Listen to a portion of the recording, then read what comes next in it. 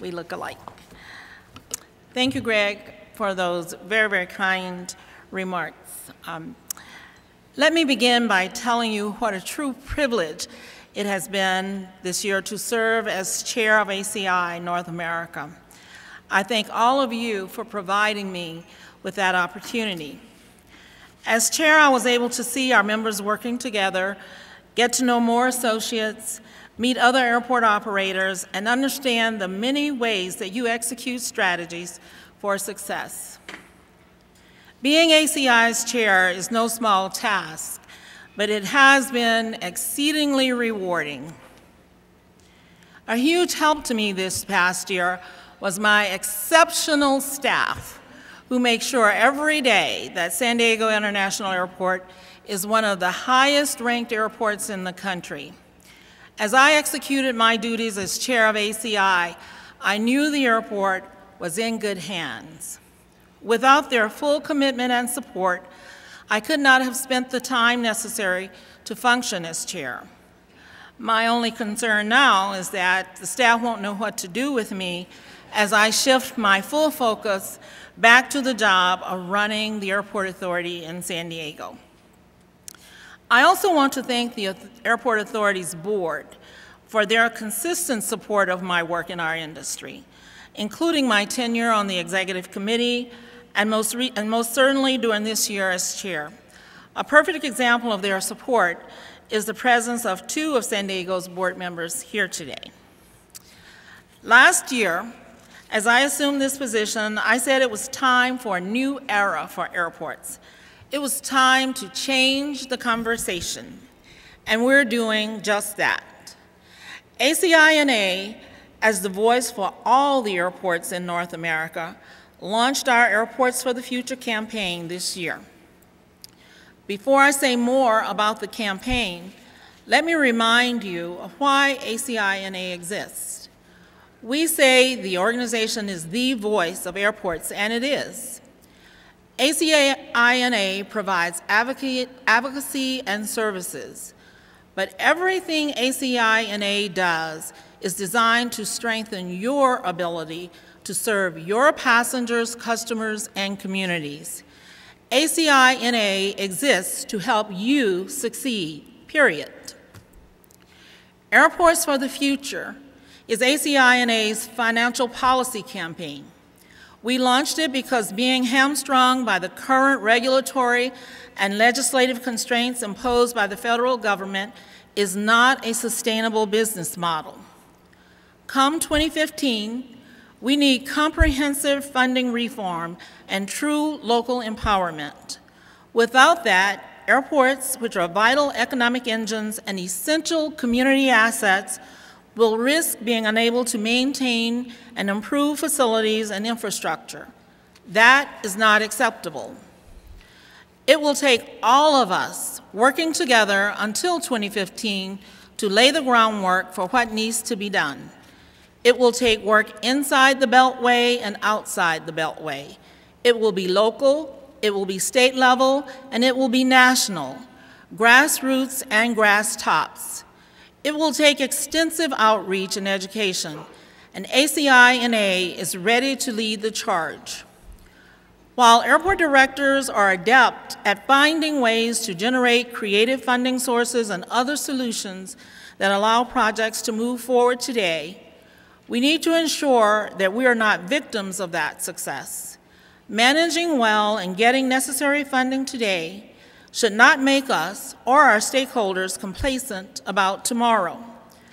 The campaign has been thoroughly scoped and planned, and I'm pleased to report that it is well underway. As I assumed the role of chair, ACI-NA was not the voice for general aviation airports. This year, we amended our bylaws to allow general aviation airports to be members of our organization, making us the voice of even more airports throughout North America. Last year, as I said, we needed to continue collaborating with federal agencies, including Customs and Border Protection, the State Department, TSA, and FAA, to ensure that there's public safety without hampering efficient operations. An example of this is that ACI-NA has championed risk-based assessment and passenger pre-screening. My airport is among those that have introduced global entry kiosks this past year. Pre-check lanes are popping up all over the country. All of this is a start, but there is yet more to be accomplished. Working together, it can be done. I cannot emphasize enough the importance of working together to continue moving forward in all these areas. Another perfect example of ACI-NA working for you this past year was its leadership when early snowstorms in the fall resulted in massive unplanned and uncoordinated aircraft diversions to airports in the Northeast. The fallout from these events had airlines and agencies literally throwing airports under the bus. Quick and decisive work by ACI-NA staff, coordinating with other airport organizations, airports, and the FAA, resulted in a diversion policy that fairly and appropriately defines the airport's role and responsibilities in such events. This was a major accomplishment for our industry. Finally, last year I said that airports face a tsunami in our workforce. As baby boomers reach retirement age, airports face a talent crisis. In the general session yesterday, I noted that nearly half of my employees will be eligible for retirement within a decade. This is a huge brain drain. This year, ACI-NA's Human Resources Committee has labored long and hard to help us prepare for that tsunami. With a mission of understanding and sharing the very best ways to maintain our industry's human capital, this committee is setting the HR standard. As a result of their work, we are way ahead of other industries and other associations.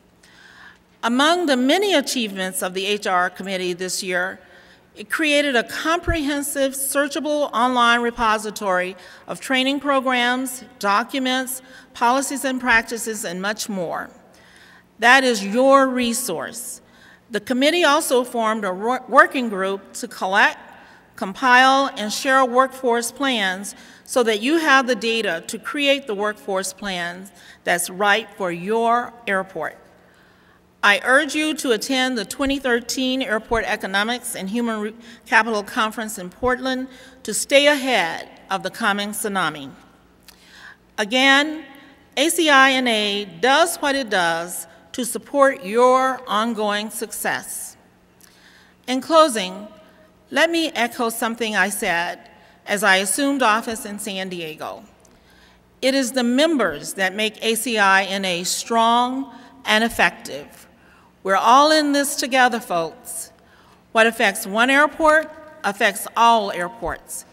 As it says on the American dollar, e pluribus unum, out of many, one. Unity is vital if we are to succeed individually and collectively. ACI-NA is committed to you. In turn, I urge your continued commitment to ACI-NA. Thank you again for providing me the great honor of leading our industry's premier organization. I look forward to continuing my active participation in ACI-NA. However, it is with great pleasure that I will hand off the chairmanship to Dave Edwards and spend a bit more time in San Diego, America's finest city.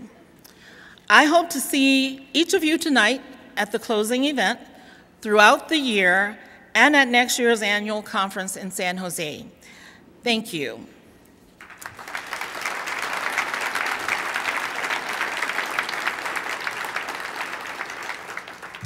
It is now my pleasure to introduce another great lady, the Director General of ACI World, Angela Giddens.